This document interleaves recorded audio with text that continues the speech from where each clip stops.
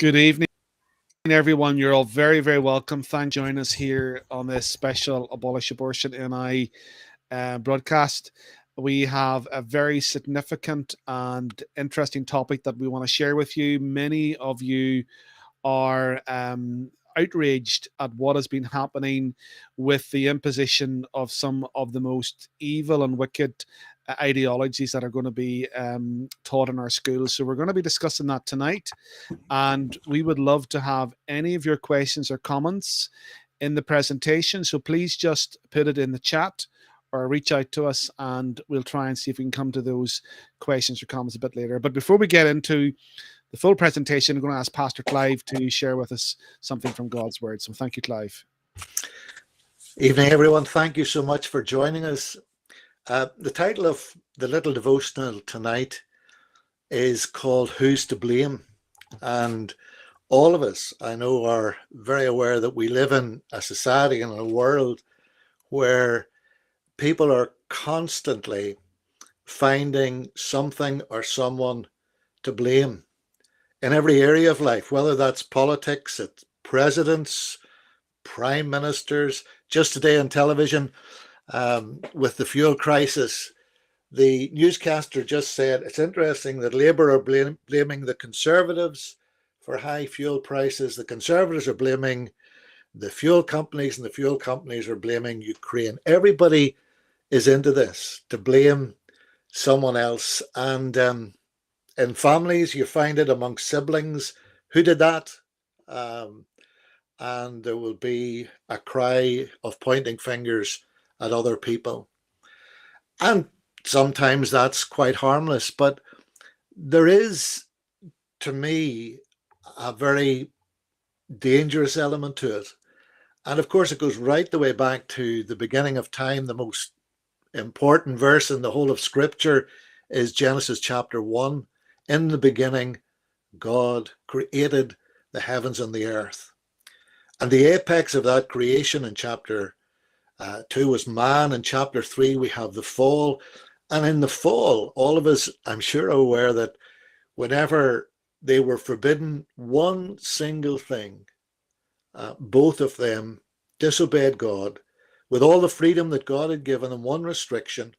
And when God comes to find them hiding in the garden, it's interesting that Adam immediately says, well, in actual fact, it was Eve. It was the woman that you gave me. God, really, you're to blame for giving me this woman.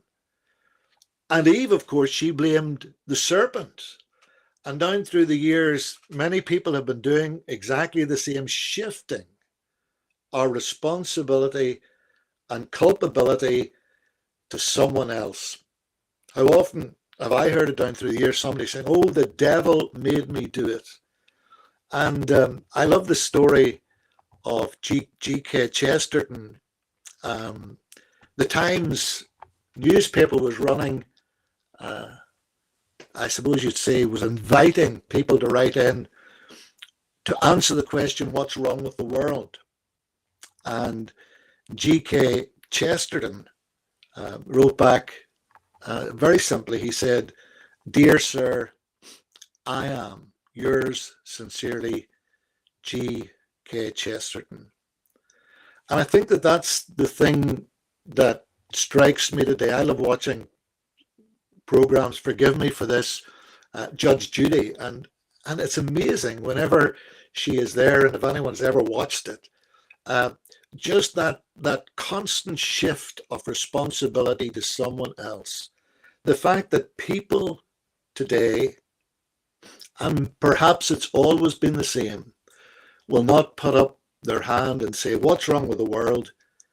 Dear sir, I am. It's actually me.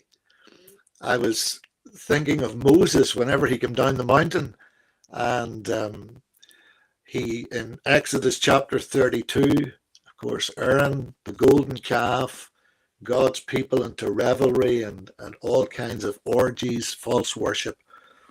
And, you know, for Aaron, what happened? He just threw the gold into the fire, and it was the fire's fault. We can blame anything. We can blame anyone. But one of my favorite stories in the New Testament is actually the parable in Luke 18, verse 9, of the Pharisee and the publican, or the tax collector. And I love that because it gives the Lord Jesus the picture going into the temple, the Pharisee, the religious, self-righteous individual. He trusted in himself that he was righteous. And what does he do? Have I lost you? Sorry. Have I lost you, Wesley? Clive, there's a wee bit of trouble with your mic, but just continue. Okay. Can you?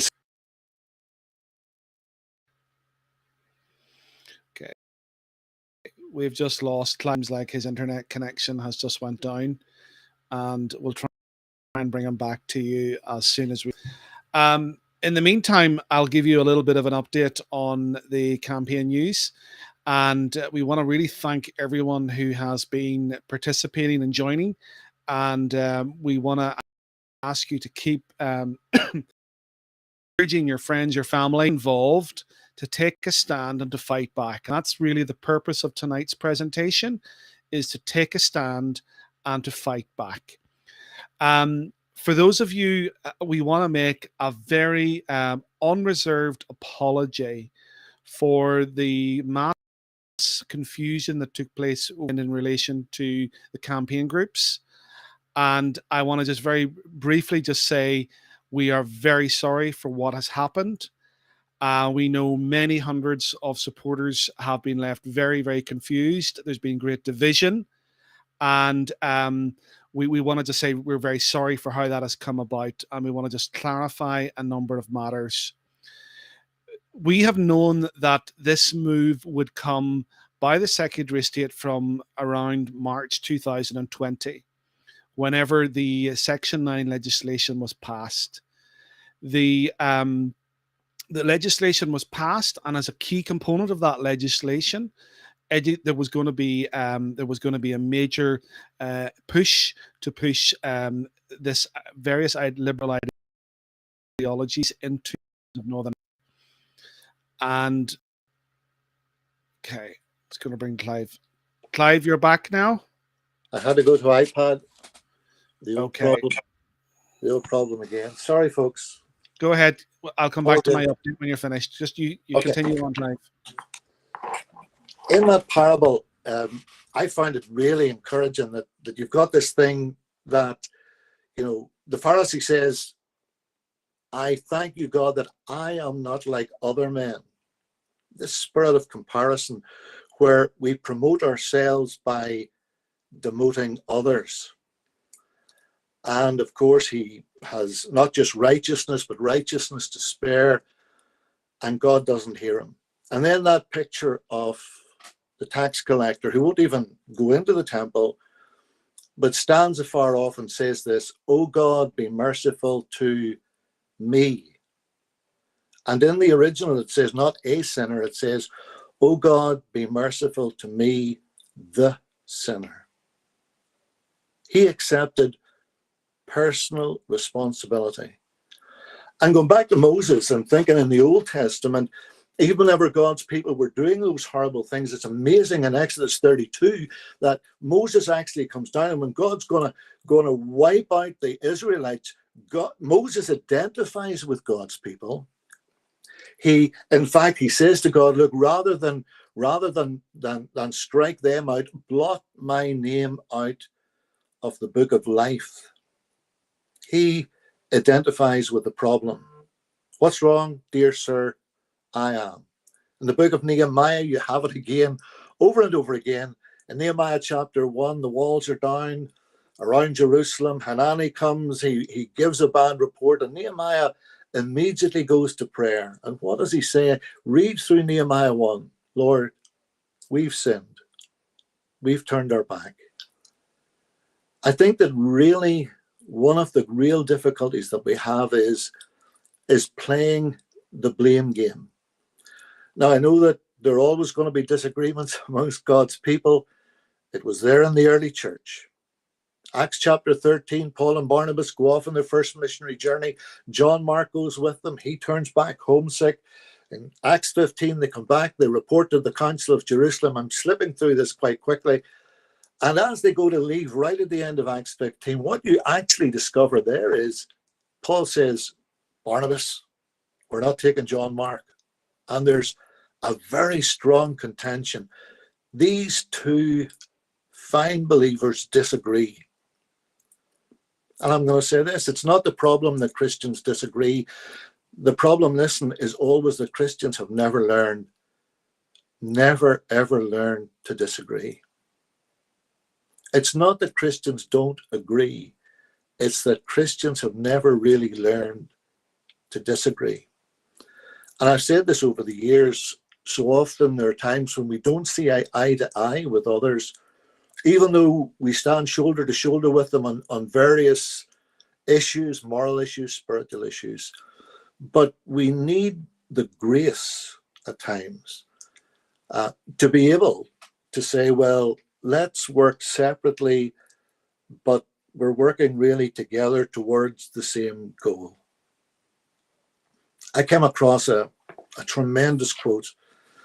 Surely one of the greatest times in the history of the church was whenever the Wesleys and Whitefield saw a revival in England. Many people believe it actually saved England from going to a civil war. And there was a problem between Whitefield and Wesley, doctrinally and in some other ways.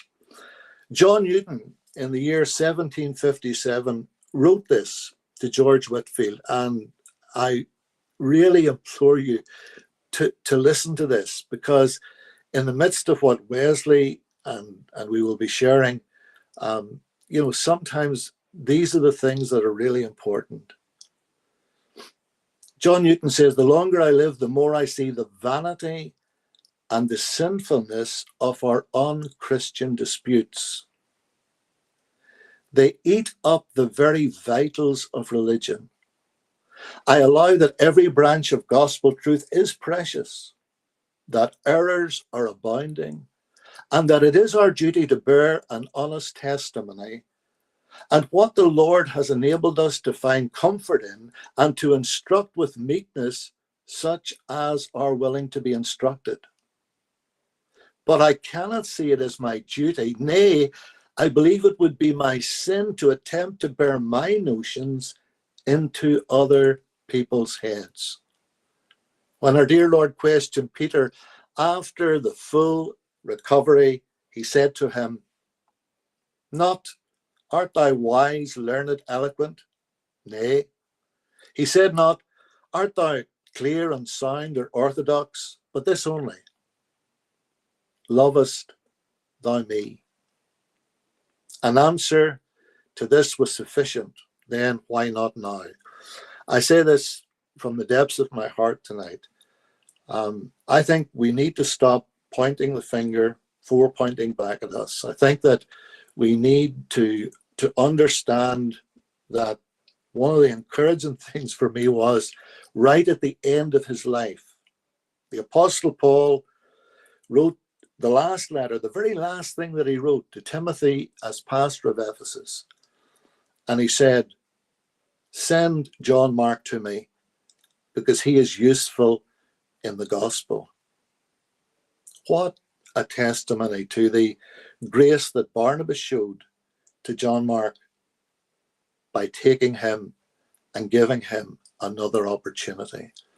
And sometimes it is true that we may be working separately towards the same end. There are lots of people at the moment who are on exactly the same issue that we're on, whether it is the pro-life issue of protecting children in the womb, whether it is the pro-life issue of protecting children in the classroom. We are basically working together to one end. But we are not in competition. We are not seeking to say that we are the only people doing it. In fact, I pray for all the other groups.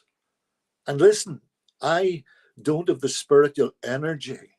I do not have the spiritual energy to battle, especially with others who profess the name of Jesus. And I don't have the time to waste at my age. Somebody said the other day that, you know, that you have now reached the age expectancy of men in Belfast. Life expectancy in Belfast. You have now reached that age. And I said, I'm glad that I don't live in Belfast. Because the bottom line is time is short. Eternity is sure. And friends, the only thing that matters is getting out the message into this lost world about Jesus. And so whatever differences we have tonight, I'm saying it, let's just stop this constant critical attitude, criticizing or pulling down. And for me, I'm simply not getting involved. I'm focused on seeking first the kingdom, bringing glory to the lovely name of Jesus, exalting him, and saying this. I take responsibility for the mistakes that I have made in the past. May the Lord forgive me and others too. But let's commit ourselves not to allowing the devil to sidetrack us. Let's commit ourselves to giving ourselves wholeheartedly to this task, to seeing, we're saying it again, the strongholds of Satan broken in our society, in our schools, in our hospitals, in the abortion clinics, in every area of life. We're in a battle, but it's not against one another. It's against Satan and demonic forces. May God give us the victory in Jesus' name. Amen. Amen. Thank you so much, Pastor Clive, for sharing with us tonight that inspiring message. And just to follow on from that, just before we lost Clive there earlier, I want to say that tonight's meeting and tonight's broadcast has one purpose in it, and it is a call to unity. We're calling everyone who is involved in this fight to unite for the sake of the children of our province. And we're asking that put aside those differences and stand together on this platform. So once we are united, we cannot be defeated. But when we are divided, we will be defeated. So that is the purpose of tonight's broadcast. And I don't want to go over too much detail, but just that in terms of the circumstances that led to what happened, we had been looking to partner on this issue with a number of organizations to launch a major campaign on the RSE issue. We knew the Secretary of State was going to move for a number of years.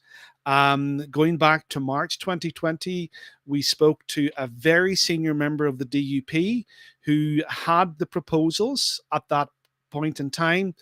And the conversation, it was a private conversation, but I'm sharing with you a little of the details so you're aware. The information that what was said to us was these proposals are horrendous. And we were assured at that they would never pass through Stormont. They would never pass through Stormont. That's March 2020. So let's move forward then to March 21. And the Secretary of State then takes away the Northern Ireland Assembly's ability to stop these proposals coming through and forces them from Westminster for pro-life MLAs to walk. That was the time to move. They were going to move on the commissioning of abortion. They were going to move on the buffer zone issue, and they were going to move on the RSE issue. And they were going to take all power away from Northern Ireland politicians. We called on our pro-life assembly members to walk in March of 2020. We signed a joint letter with 6 other pro-life organizations calling them to walk. The response was, we must stay in to fight. We explained their ability to fight. We have to leave. You need to leave, and you need to leave now. And of course, things progress. The commissioning then was overruled, was pushed during Robin Swan's time. Then, of course, we move forward to the Assembly collapsing over the protocol issue, and the protocol becoming a red line for it going back. And we knew at some point this year, move then to push in these RSE new regulations.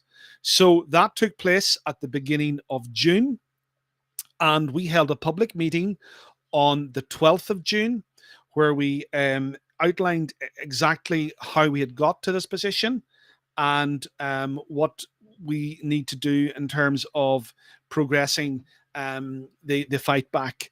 That was on the 12th of June. There was one final opportunity to stop these proposals going through Westminster. There was a final vote, and that took place last week. And what was shocking, that it passed by 327 to 28. Never before have we lost with such a huge margin. And I think that's a huge wake-up call to us who think that we have any democratic ability to turn this in. We then were looking to partner with the different organizations, and we had joined up with the Evil of RSE organization to set up a campaign group. That was last week. And on Thursday and Friday, we then encouraged, we had a partnership. We encouraged over 400 of Abolish Abortion NI supporters to join and to take part in that group so they could get information as to what was happening with the campaign. Around the Friday evening, there was we then discovered that we had been locked out, and the Abolish Abortion NI leadership had been locked out of that group. We weren't able to post directly onto the group. Over the subsequent that evening and the following morning, we tried to make contact with the leadership to find out what was the problem. We couldn't get any, so we weren't clear at all what was happening, but we were locked out. So we had to take the drastic decision to set up a separate group and inform everybody that that group was no longer under our control. We want to say we have reconciled with everyone there involved. There is no bad feelings. We want to meet with them. We want to talk to them. We want to work together. But we have had to take that decision to set up a separate group. And we do want to say we are deeply, deeply sorry for the trouble. This is hundreds of messages from all across Northern Ireland, people who've been confused, right from senior politicians to senior people in the educational establishment who have been involved and were getting involved, have had to leave. So there's been a huge division. We have lost a huge number of supporters of senior people, and we are working to restore some of those relationships. Now, I have some very good news today. We have established some other new partnerships with other key individuals and groups that are going to be leading this. We will be meeting with them in the next couple of days, and we will have some further information to share with you in the coming weeks. Now, we would ask you, if you have any particular questions on the specifics, to please get in touch. Let us know, and we will talk to you, and we will explain further if that is required. We appreciate your patience with us. And we do want to say that we are deeply, deeply sorry for the confusion and the inconvenience this has caused. That, as we have said, tonight's meeting is a call for unity among all of us who are involved in this fight for our children. So thank you so much. I'm going to hand over now to Mark to his presentation.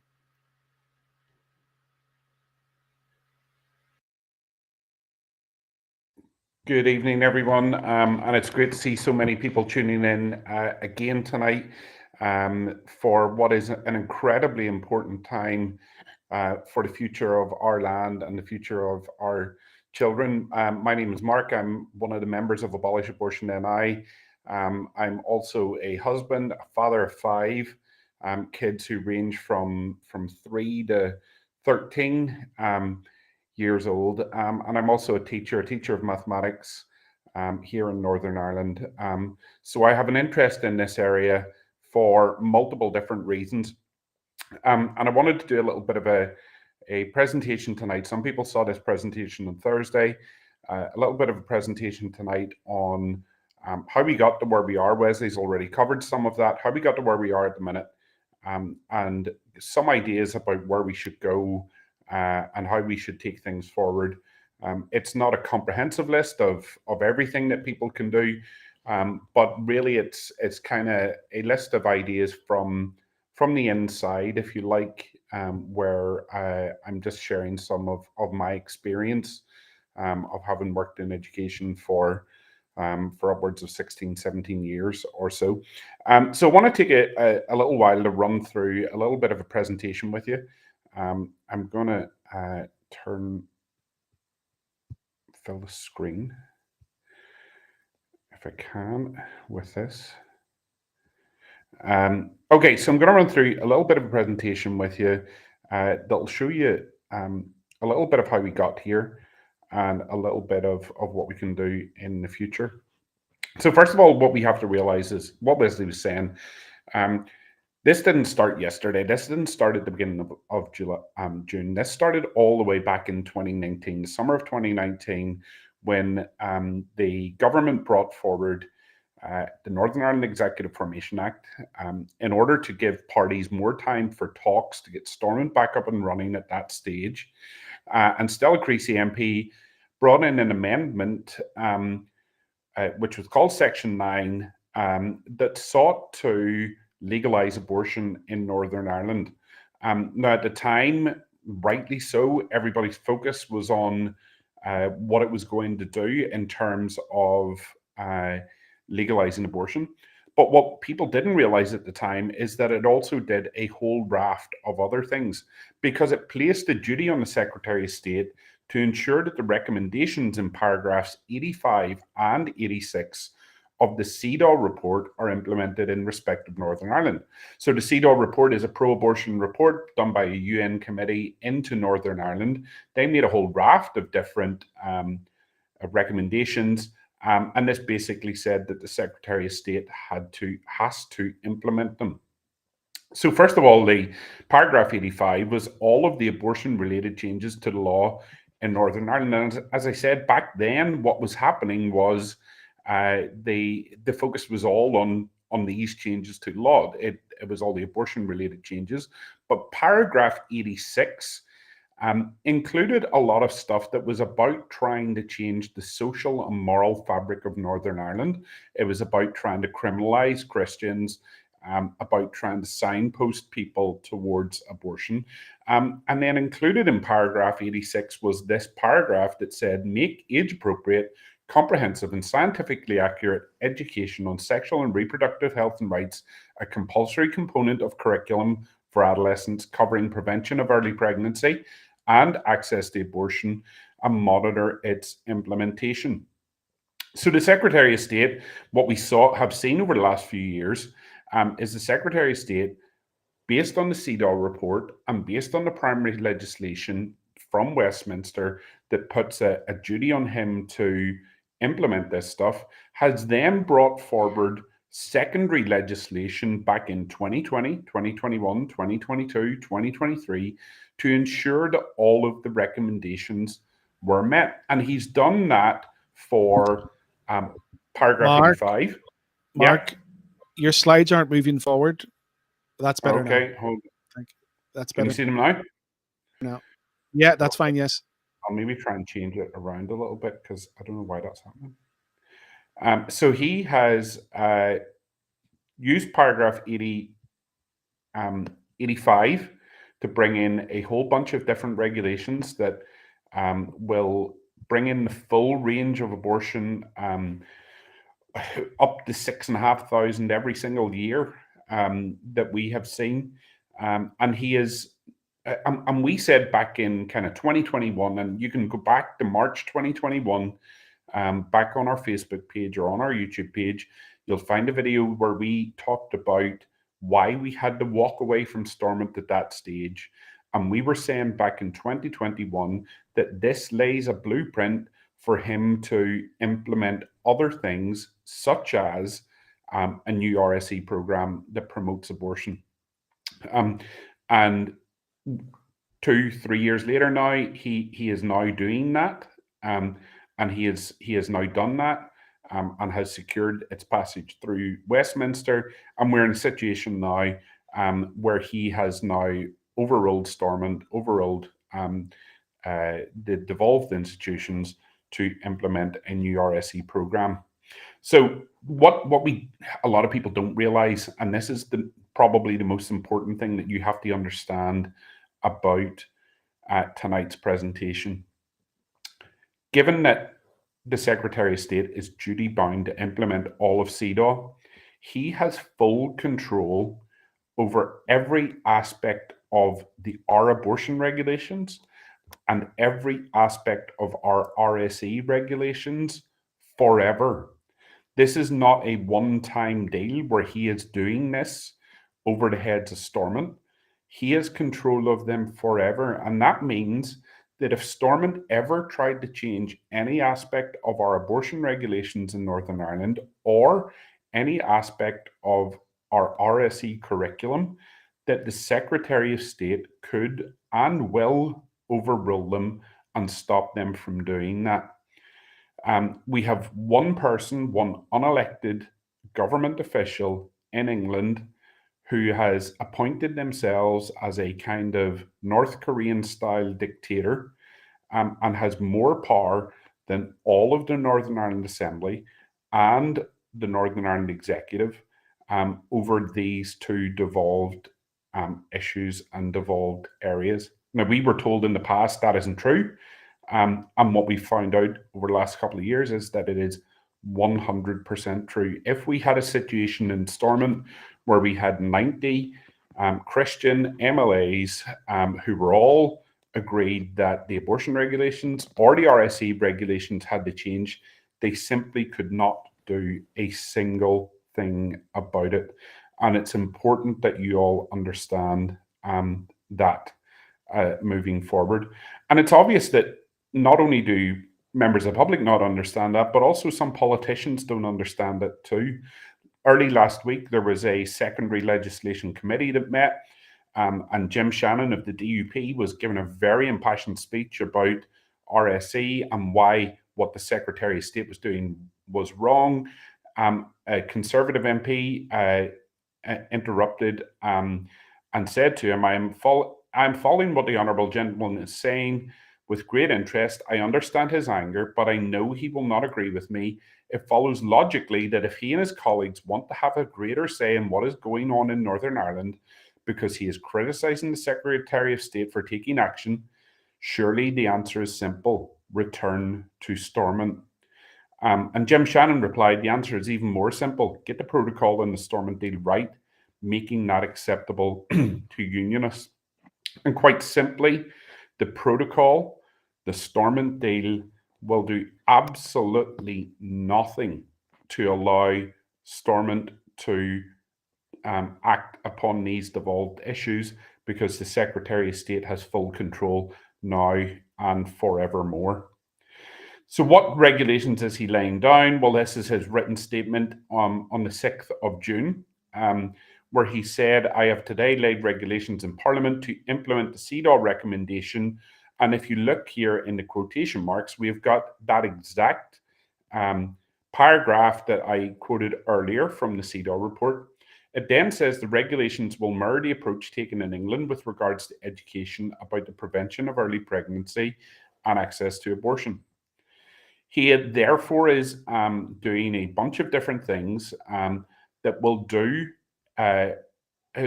implement this within Northern Ireland. So a lot of people I've been talking to have been talking about the implementation of this and how long it's going to take. But it's really important to notice, first of all, that this will place a duty on the Board of Governors and principal of every grant-aided school to have regard for the guidance that is created by the Department of Education and implement it within their schools.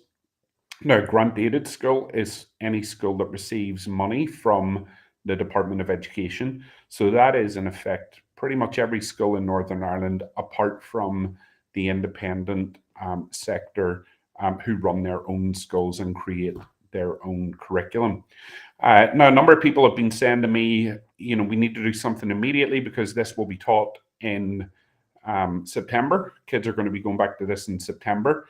That will not be the case. The Department of Education is to issue guidance by the 1st of January on the content and delivery of the education required to be provided. They will run through a little bit of a consultation on that.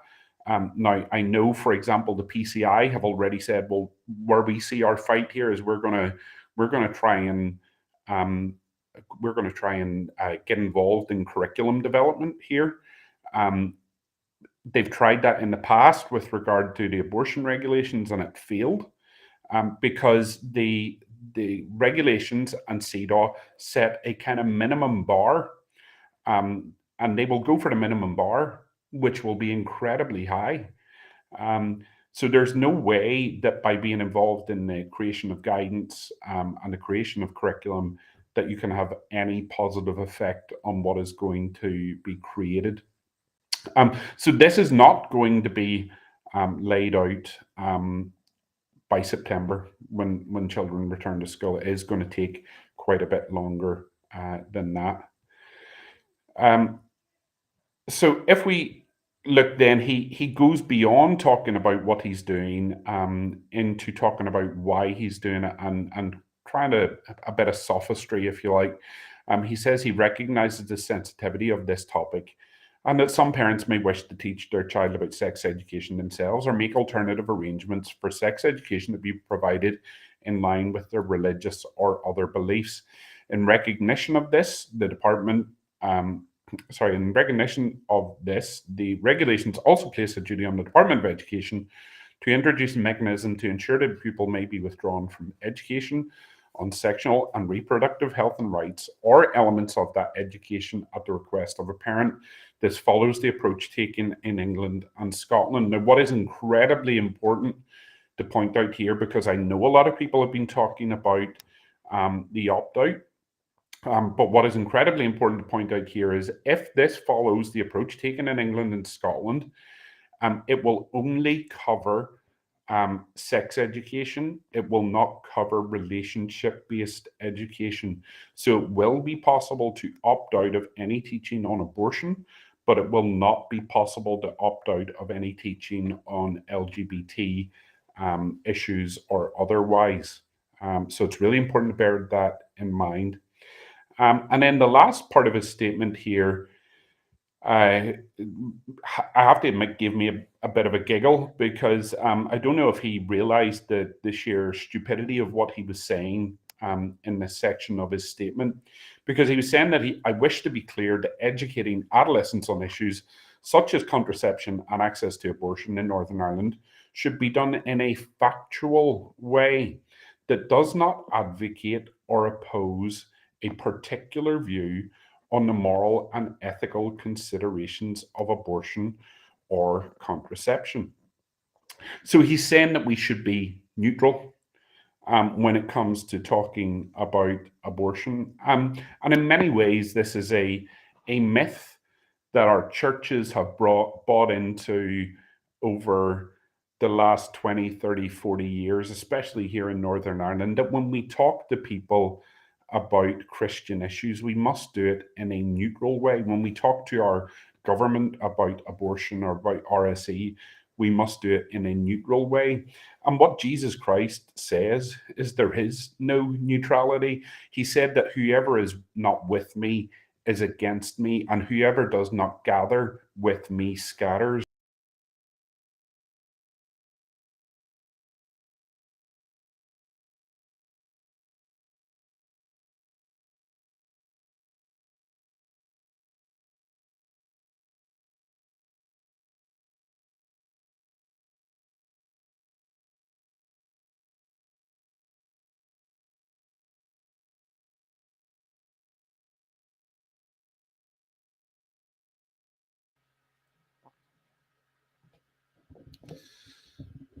I do apologize. I think we're having some internet connection issues here. We'll have to just wait until Mark comes back. Pastor Clive, have you anything you want to comment just while we're waiting for Mark to come back? Just you're on mute. Just turn your mic on.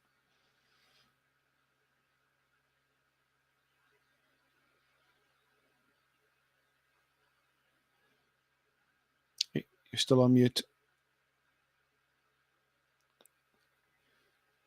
You're still on mute. You're still on mute, Clive.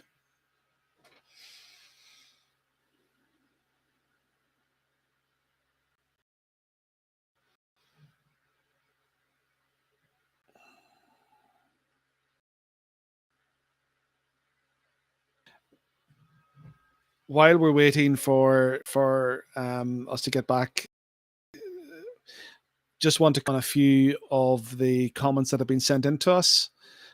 First of all, we want to really appreciate the many messages that have come into our inbox over this last few days. Very, very grateful for all of you.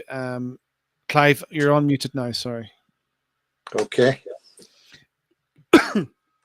Go ahead there. Yes. Any comments you want to provide?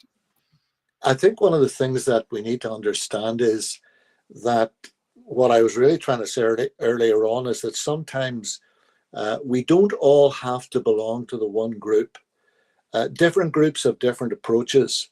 We may have the same goal. We may be heading toward the same end. But again, this is a confusing thing. We may not necessarily agree with how some people approach a problem, but we are one with them in the fact that we stand against the things that they stand against. And sometimes it's easier, in fact, that was what I was saying about George Whitefield and Wesley. They work separately. God bless them both. God caused a revival through both of them. So there are times, even amongst Christians, where it's actually easier to work separately, but that doesn't mean that we cannot pray for one another and we cannot support one another. I think that's an important point that we need to make. We're not in competition. We're simply saying is that this is the approach that we are agreed on in terms of protecting the unborn and protecting our children, and others, we're at one with them in the battle, even though we may work separately. Yeah, thank you for that, Clive. I think just in terms of FOP, one of the large parts of the work of Abolish Abortion has been to disseminate information to many thousands of people across Northern Ireland. We pass out very, very accurate information about what is happening. And we want Christians, particularly Christians, churches, to take that up, to take those up as prayer action points, and then to actually work that out in their own situation in terms of what their response is. And that this is really, really encouraging in terms of the RSE issue. Just over the last 2 days, I know of 3 to 4 churches that are Christian schools have made approaches to different organizations and looking to set up Christian schools, new Christian schools in Northern Ireland. And that's 3 to 4 churches as a result of this. So there is, I believe, a lot of good that will come out of this. Now, from our perspective, we are going to campaign on this on a stage-by-stage approach. We will look at various tools to combat this. So the first stage will be to seek to stop it coming into schools in the first place. This filth has no place in any education. This has to be consigned to the dustbin of history. So we will seek to stop it coming into any school in Northern Ireland. And that's the first stage, to seek by school head teachers and board of governors to refuse to implement these laws. That is the first stage. Then secondly, then we will look at further stages to prevent this, with one of the key stages being later in September. And I don't want to give too much of our strategy away at this stage, but we will be calling on all MLAs not to return to Stormont over this. That is going to be a key campaign goal, will be to refuse all pro-life, pro-family MLAs, doesn't matter what party they're from, whether they're orange, green, or other.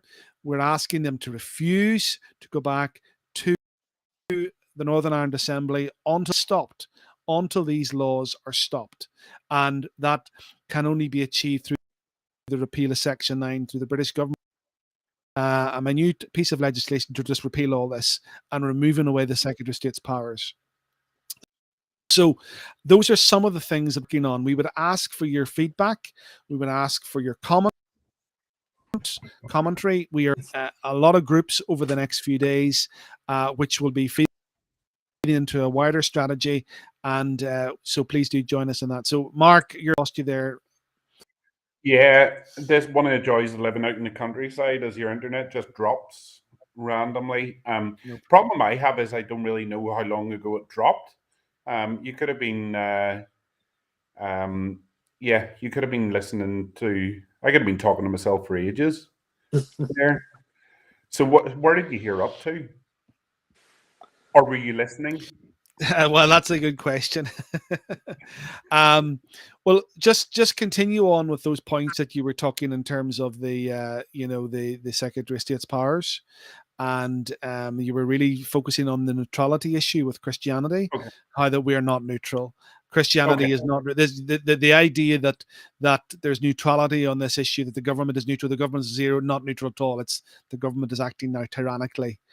Yeah. So Yeah. And it was then talking about um, facts. And him talking about how he wants to create a curriculum that is based on facts. Um, and I was saying that one of the things that would be useful to do would be have a look at some of these facts that he's talking about, and the kind of facts that he is hoping to introduce. And the Human Rights Commission have praised materials that are already available on the CRSE Hub. So these materials are available to schools in Northern Ireland, but currently schools are able to ignore them if they choose.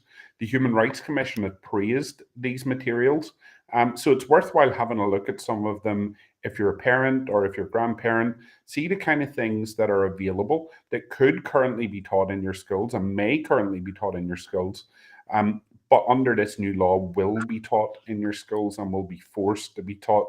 And the stuff that I'm going to show you now is stuff that you cannot opt out of. You must allow your children to sit through this kind of material. So if we go to let me see, if we go to the LGBTQ matters section of the site, you'll see down the left hand side. So this is CCEA. It looks like a CEA. But this is the RSE hub. And down the left hand side, they have a lot of little tabs to areas within their progression framework. It's really good to have a look at the progression framework because it shows you the development of RSE from primary school right the way through post-primary. But I want to focus very specifically on the LGBTQ plus matters section of the site. Now, again, this is not covered by the opt-out, and all pupils must sit through this material when these new laws come in. There's links to websites for primary schools where teachers can create LGBT lessons for children in primary schools. The links are all, if you click in there, have a look at some of the materials, the links are all kind of pro-LGBT organizations. It's all activist organizations that create these materials. And then the post-primary units are split up into a variety of smaller areas. The first one is LGBTQ plus identities and terms, coming out, homophobic, biphobic, and transphobic bullying, gender identity, transgender people in the media, LGBTQ plus history and pride, and then there's a whole other a series of links to other materials that schools may wish to use. And I want to look specifically, if we're talking about facts, I want to look specifically at the gender identity unit that is currently provided by SIA. And in a gender identity unit, they have a variety of different activities that you can do with classes. And here is activity 3 in the workbook, and it says, before starting this activity, explain to the class that this is a potentially challenging issue to discuss. Pupils will have a range of viewpoints and the class must treat them all with respect. Remind the pupils that they are entitled to disagree with somebody, but they must not be disrespectful or bully each other in their comments and replies. So, it seems to suggest here at the start that pupils can disagree with things here as long as they're not being disrespectful. But here's where the facts come in. And these are the facts that children are learning in this lesson. The teacher is to stand up and tell the class that gender is your internal sense of being a boy, girl, both, or neither. This is different from your sex, which is understood to be linked to biological and genetic differences between males and females, such as different genitals and hormones. Everyone is assigned a gender identity at birth that is based on their sex. Sometimes a person's genetically assigned sex does not correspond to their gender identity, and they might refer to themselves as transgender, non-binary, or gender non-conforming. There are many ways that people identify their gender. So they're the facts that are being presented as part of this lesson. And the question is, what happens whenever a pupil disagrees with the facts that are being presented? How will they be viewed by the teacher or by the other pupils when they disagree? Now, the Secretary of State has gone to great lengths to say that this is the same as what will happen in England and Wales, England and Scotland. So it'd be worthwhile having a look at what happens when children question the facts in England and Scotland. So this first video I'm going to show you comes from England. It was posted last month by an organization called Turning Point UK.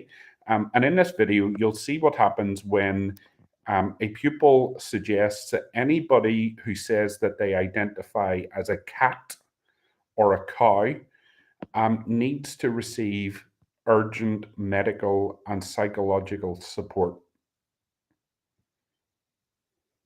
How dare you? You've just really upset someone. Saying things like should be in an asylum. I didn't say that. I just said if they want to identify as a cat or something, then they're like genuinely unwell. Then they've gone they're crazy. You were questioning their identity. I wasn't a question. I was just saying about the gender. I didn't say anything about them. But where did you get this idea from? There's only two genders. I just think it's my opinion. That is my opinion. If I respect their opinion, can't they respect my opinion? It is not an opinion. Yes, it Yeah, is. but It's not an opinion you There's can only have. Yes, loads of people think there's only two genders. There's only a boy and a girl. Literally. There's no other private part. There's only two. Gender is not linked to do with the There is only two parts that genders. you were born with. Gender is about how you identify, which is what I said right from the very beginning of the I just don't lesson. agree with that. So why should I have to listen to something I don't agree with? Biological sex, there is actually three biological sexes, because you can be born intersex. You can be born with male and female body parts or hormones. Yeah. Did you know that? Yeah, there's three. There's not 300. Doesn't mean Yeah, there's three. I'm talking about biological sex. In terms of gender, there are lots of genders. There is transgender. There is agender, people Yeah, that but don't there is believe that. they have a gender at all. yeah, but you can't have that. No, you can't have that. It's not a law. Yeah, but It's not a law, but it's our opinion. We just don't agree with it. We just think it's all just. if you have a vagina, you're a girl. If you have a penis, you're a boy. That's Yeah. it. But cisgender is not necessarily the way to be. You were talking about the fact that cisgender is the norm, that you identify with the gender that of the sexual order that you're born with, Yeah. or you're with. That's Yeah. basically what you're saying. Yeah. Which is really despicable.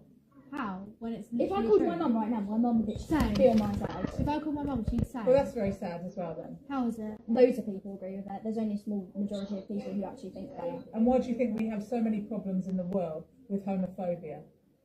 Yeah, but Because that's of not people homophobia. expressing. That's gender. Yeah. Yes, I'm it fine is. with lesbians and gay people. Same. I've got nothing against them. Yeah, same. But gender there is a link between it, and you're How? saying that people There can't isn't change one. No, who they they want can't. to be. They can't. Unless you You're get a so penis wrong. attached. No, I'm not. You're confusing sex and gender. No, I'm not though. Because if Yes, you have a you are. vagina, you're a girl. If you have a penis, you're a boy. Yeah, you can't have a vagina and be a girl, but then Gender- identify Unless you as get a cat. surgery, even then, Gender because is you've got about those genes. how you identity. I just How you don't agree with identify. it. Yeah, But just it's fine. not an opinion that Yes, we're it is. expressing this Yes, school. it is. No, it's not. And if you don't like it, you need to go to a different school. So I did go to a I'm different reporting you to Miss Willis. You need to have a proper educational conversation about equality, diversity, and I ain't inclusion. doing it. My mum Because doesn't I'm let me not do that. having that expressed in my lesson. When I'm teaching you about you can be who you want to be, Everyone else how thinks you it. identify is up to So you. Everyone many else people thinks it, think they that. just don't say it because then all Yeah. this happens. Maybe because they're polite and maybe they're sensitive. I haven't said anything in all of the lessons I've been in. It's just because they turned around and started saying something. So I said, how can you identify as a cat when you're a girl? Well, they're now writing a statement. I would imagine that you'll be asked to write a statement as well. We will. Yeah, we will. So that video was absolutely bonkers, but it's a clear indication of what happens when a child has the audacity to question the facts that are presented, that just are bizarre. For thousands of years, these facts that there are multiple genders simply didn't exist. They're not based on any kind of scientific reality. And you saw in the materials that come from SIA that they say, people should be respectful, and it's okay to have different opinions. But in this video, you can see what happens when children have different opinions. They're reprimanded and punished for having them. So if that one was a bit strange, this next video is utterly terrifying in its content. You're entitled to your opinion. If I am, then why would you kick me out of class? It's not very inclusive of Could I finish opinion. my sentence, please? Not very inclusive. No, I'm sorry. What you were saying was not very inclusive, and this is an inclusive school. Yeah, how was what I was saying? Because I was saying that what's wrong with the website is that there are more than one gender in Well, this country. that's by law. your opinion. That is my opinion, and that is an opinion which is acceptable in the school. I'm afraid yours, which you're saying that there's no such thing as anyone other than male or female, is not Scientifically, inclusive. there are just two genders, depending on what I get that. gender But you have. you're choosing to make an issue of this because I said, "Are you really going to hear?" That was your opportunity to keep quiet. You made the issue with it on the website. You said, "Oh, this website doesn't have more than two Murray, genders." you were clearly given an opportunity not to pursue it. You chose to do so. Yeah, because I think it's You silly. chose to do so. Yes, that's the key question. You chose to do so. I think it's silly to have anything other than two genders. So That okay? Could Anything you please, else is a could you personal please opinion. keep that opinion to your own house? Thank you. Not in the so school. you get to put your opinion out in class, and my No, opinion. I am not. My putting opinion has to stay I am inside not my house. putting my opinion. I am not putting my opinion out. I am stating what is national school authority policy. Okay? Well, it's not scientific whatsoever. Not every policy is scientific, Brian. Not every policy is scientific, Murray. And you can't come out here and say that I'm not being inclusive when someone says I something you didn't say. disagree with. So I said what you were saying was not being you inclusive. kick me out of class. If you want to have a discussion about it, we could have done it. Had a discussion. You don't have to kick me out of class. I'm and sorry, Waste but 30 minutes of my time, where I could have been down revising, doing something else. Instead, I state something I believe in. You kick me out of class for 30 minutes. And I'm waiting on the. Take this somewhere else, Murray. You can make an official complaint. I'm not Please going to do. make an official complaint. Why not? I just think it's. I know what you think, and I know what the authority thinks. I know what the authority's point of view. Well, I know it's what science very thinks. clear that we make no discrimination on the grounds of various. I wasn't making discrimination. I'm simply saying there are two genders, male and female. Yeah. Anything else is a personal identification. I'm sorry, but you chose to make an issue of making a point which is contrary to policy. You right? made the issue when you complained about the website, sir. Yes, and I made it in a way. And I responded to and that I by made, saying, but there are only two genders. and I never said made the issue. That, okay, I am not going here. You can choose, but you're making bad choices. I'm making bad choices, okay. I think- Well, can I take my bag and go to the research area and start revising No, it? you can stay here. Okay, I'll stay here. Thanks for wasting my time. Murray, I am not allowed to tell you how much of my time you have wasted. Okay.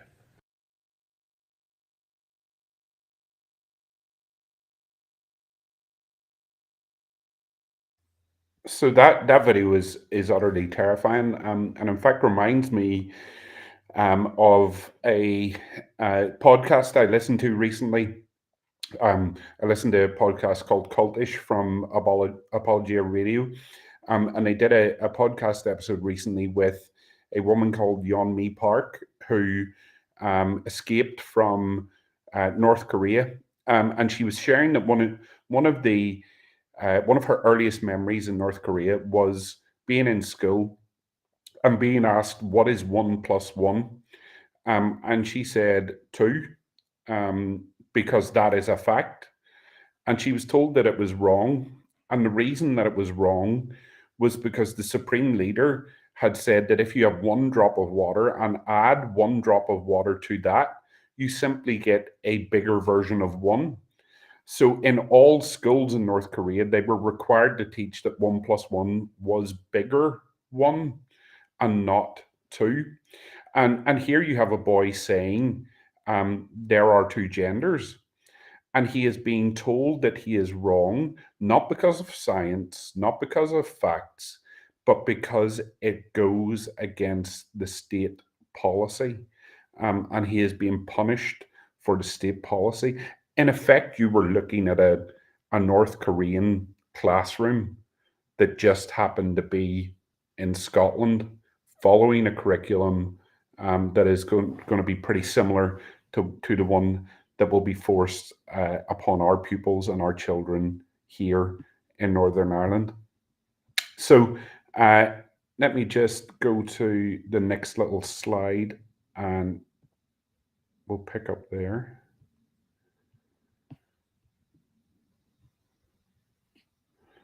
Sorry, just trying to find the window.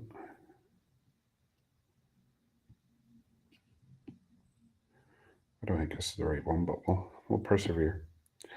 So one of the things that you've got to also realize, based on the Secretary of State's announcement, is that there's currently no opt-out for Christian teachers. And this is an incredibly important one for me as a Christian teacher.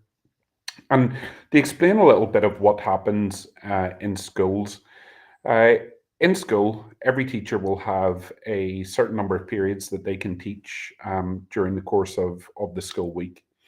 And each teacher is allocated classes, and based on that allocation, the teacher may have a number of periods left over, a number of excess periods that the school will then fill with other stuff.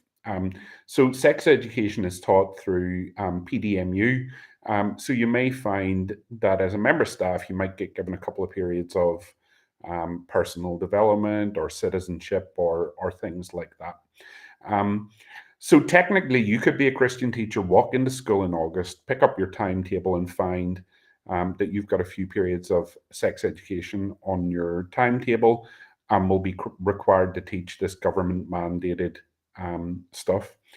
And as Christian teachers, we are, with there being currently no opt-out, I don't know if any opt-out will ever appear, but Christian teachers will be in a position where they will have to make a decision of, do I teach this or do I not?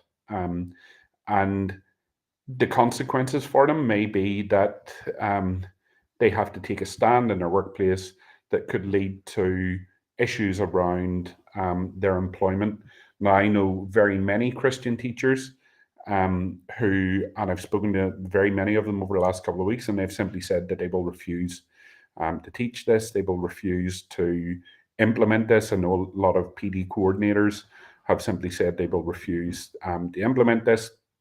But what you will find over time is that there will be a form of positive discrimination where if schools can't get people who will teach the curriculum as it stands, they will simply advertise for a maths teacher, for example, and they'll include in the essential criteria that they must be willing to teach the government-mandated facts in the RSE curriculum.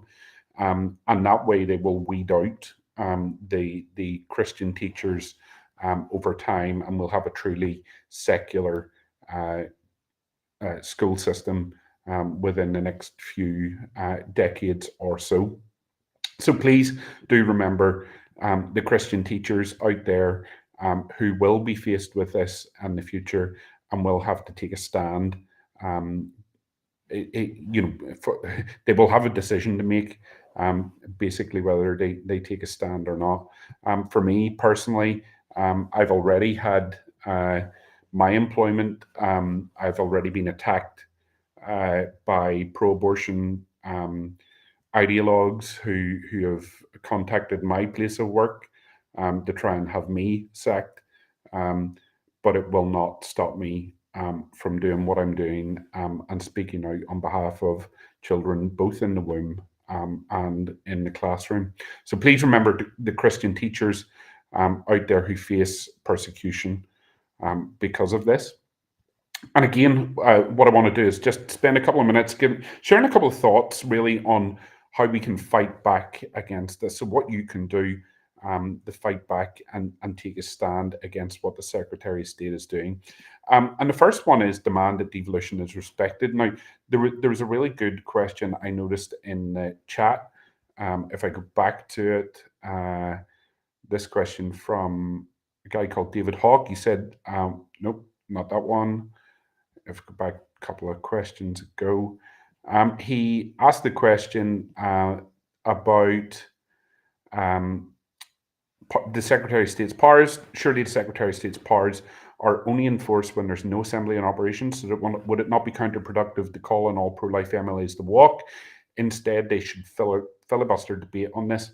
So Secretary of State, because of Section 9, has powers that go beyond Stormont. So he has effectively got the power of any minister and the whole of the Stormont Assembly given to him by Section 9 of the Northern Ireland Executive Formation Act.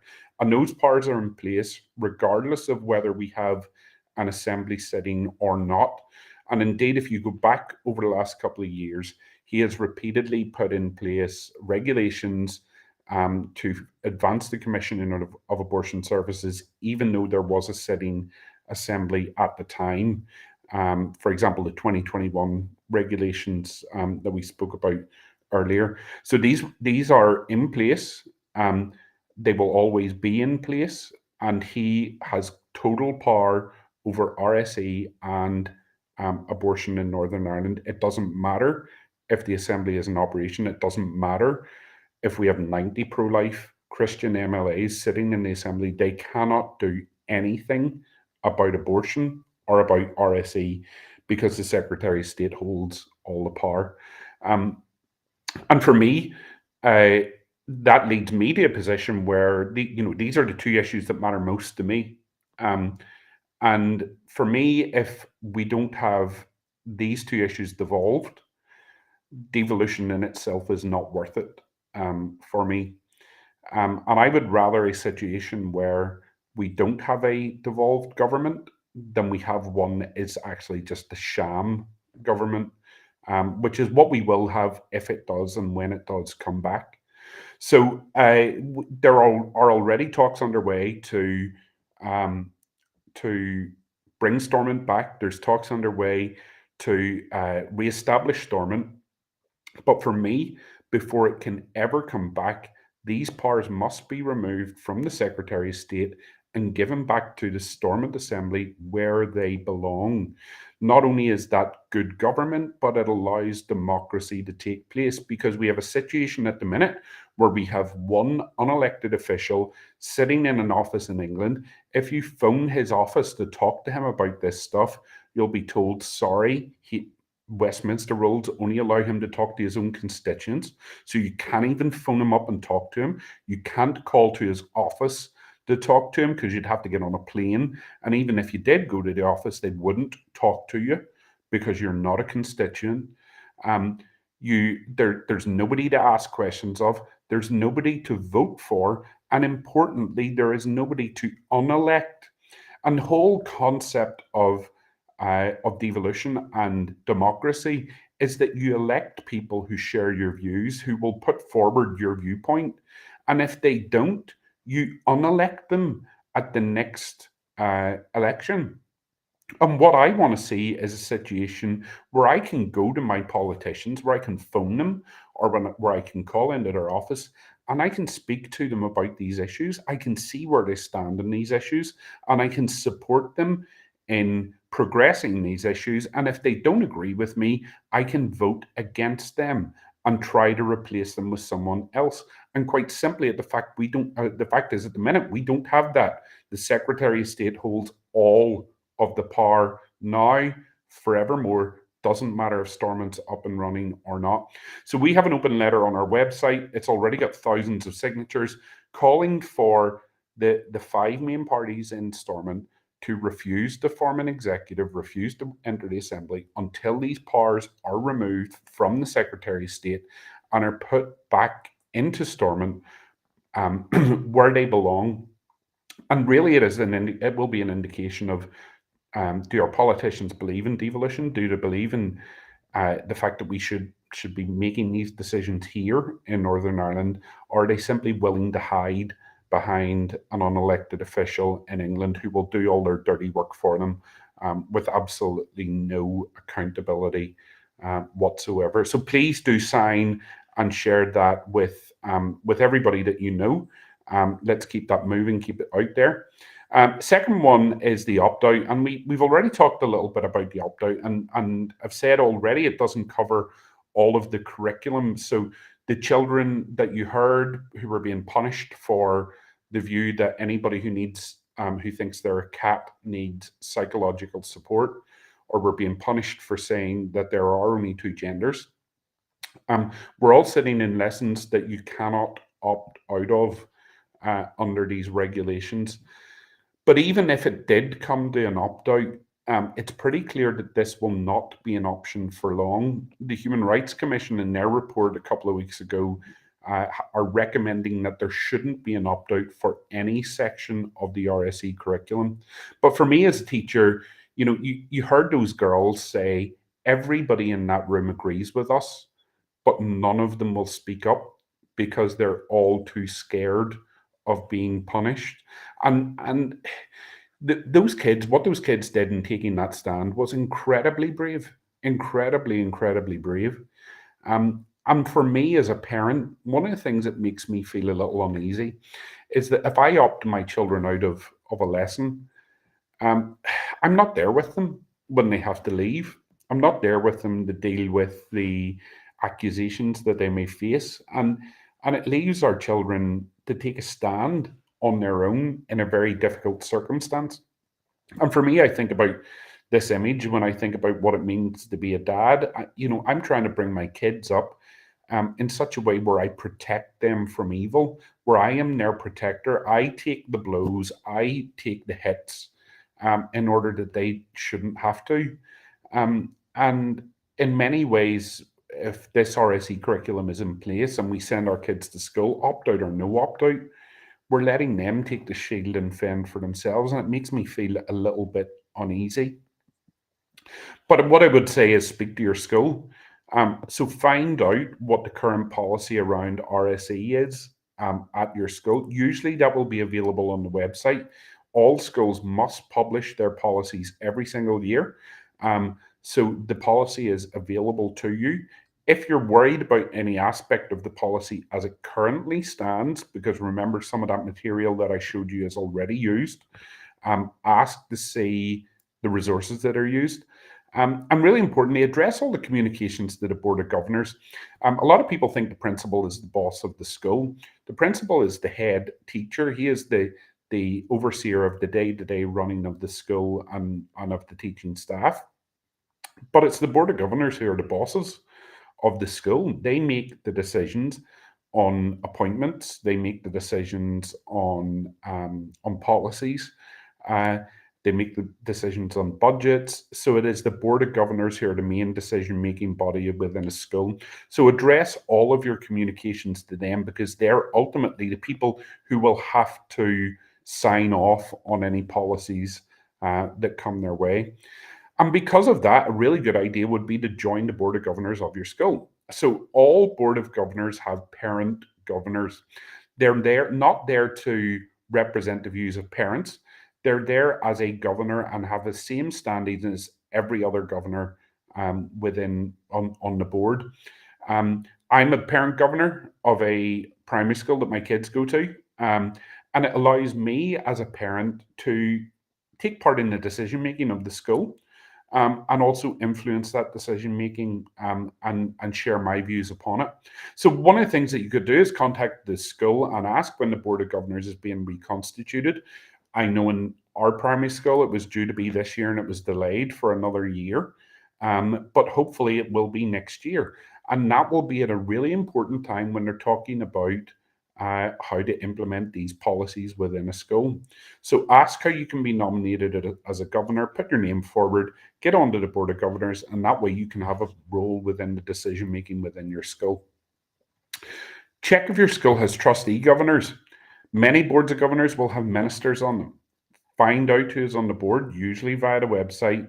And if there are ministers on the board, ask them to meet with you, discuss the issues around RSE. You'll find a lot of them have no idea what's happening, no idea what's going on. Tell them what's happening, tell them what's going to be thrust upon our kids, and get them to take a stand at the Board of Governors meetings that are currently taking place. And this is a big one. And some people picked up on this wrong the other night when I was sharing about it in a private meeting. What, when the temptation is when we look at schools, we have a lot to be thankful to our schools for. Recently we've had our senior pupils leaving schools, and they walk in the door as little tiny year 8 pupils standing beside their mum and dad, and on their last day they walk out the door and get in their cars and drive off. And the change in them is remarkable in the space of 7 years. And a lot of those changes come down to the school and the quality of education that we provide. And we have a lot to be thankful for our schools for that. But on the flip side of that, the schools have a lot to be thankful to you as parents for. And we've got to start to understand that as parents, when we send our children to school, we are in effect giving the school thousands of pounds towards their budget every year. So every October, the school is in a mad rush. Every school is in a mad rush to fill all of their positions for the start of October every year, because that determines your budget for the next year.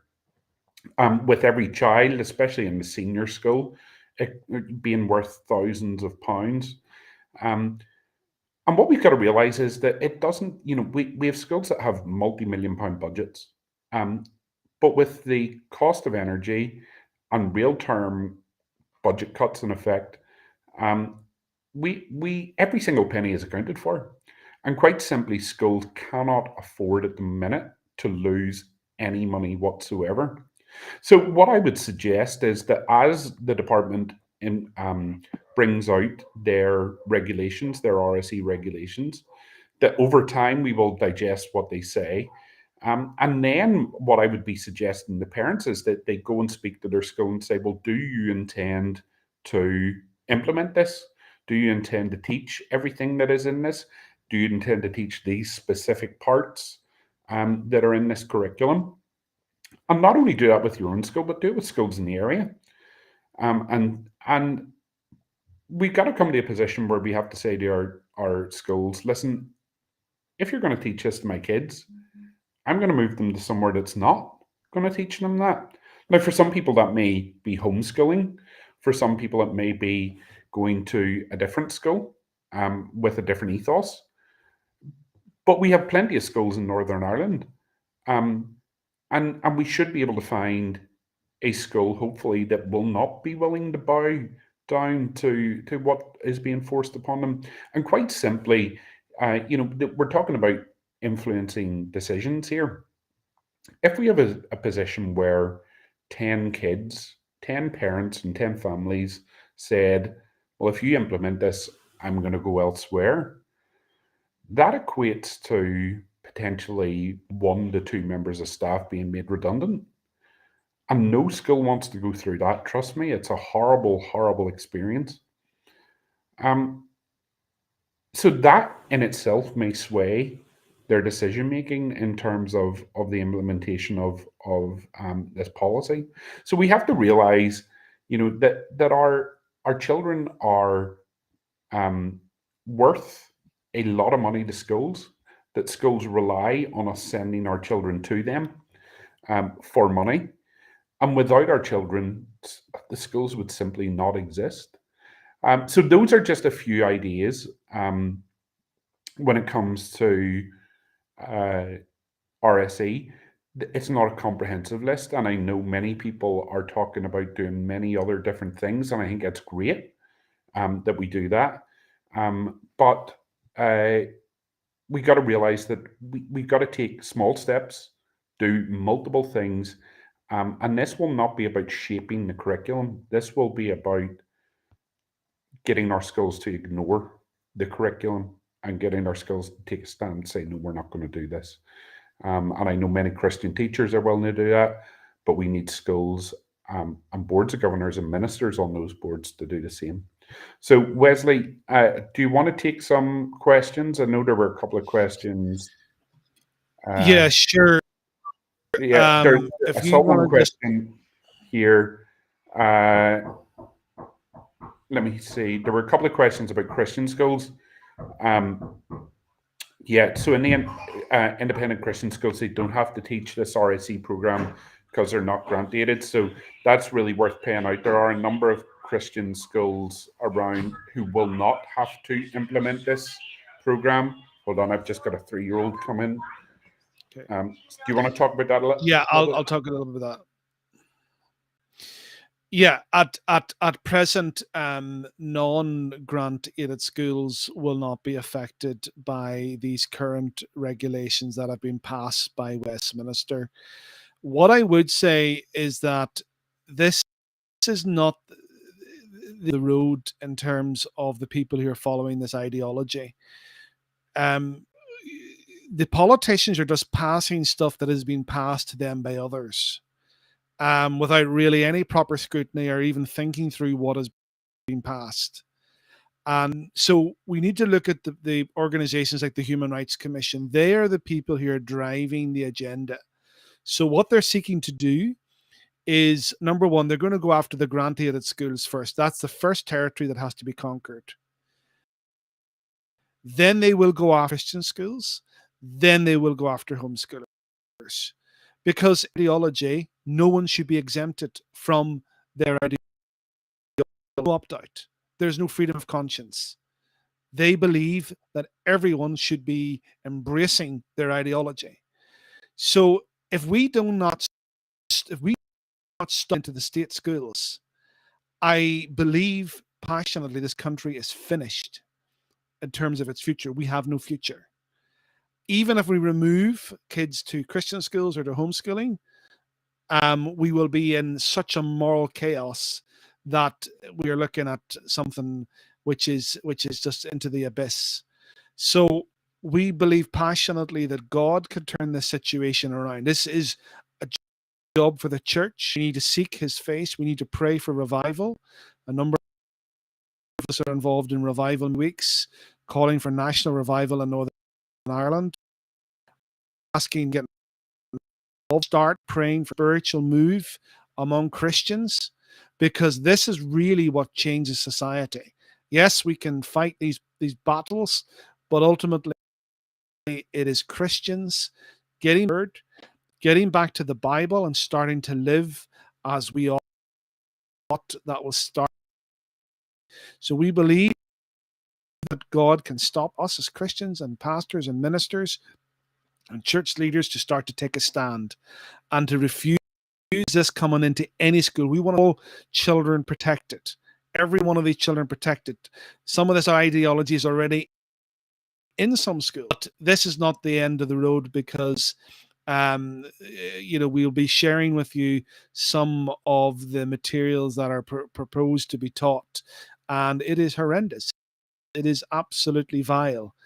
To be polluting the minds of children, and the impact that will have is unimaginable. This is not a battle we can lose. We cannot afford to lose it. So whatever you do, you are, please get involved. Get in touch with us. Let us know that you want to get involved. We are looking for local coordinators right across Northern Ireland who are going to activate the cameras. So that's something you can do. So, Mark, is there anything further you want to say on that?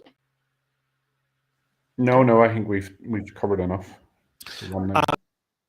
Was there any questions you want okay, so there's a question here. Should PCI as a big investing? church denominations, this should be the number one, protecting their children, thinking about Christian education, and talk to your ministers now. Ask them, are they interested in setting up Christian schools? This definitely, because schools do not come done quickly. It takes years before things can come. So this start thinking about Christian education. There is another element to this argument that churches have trustee rights over those schools, state schools.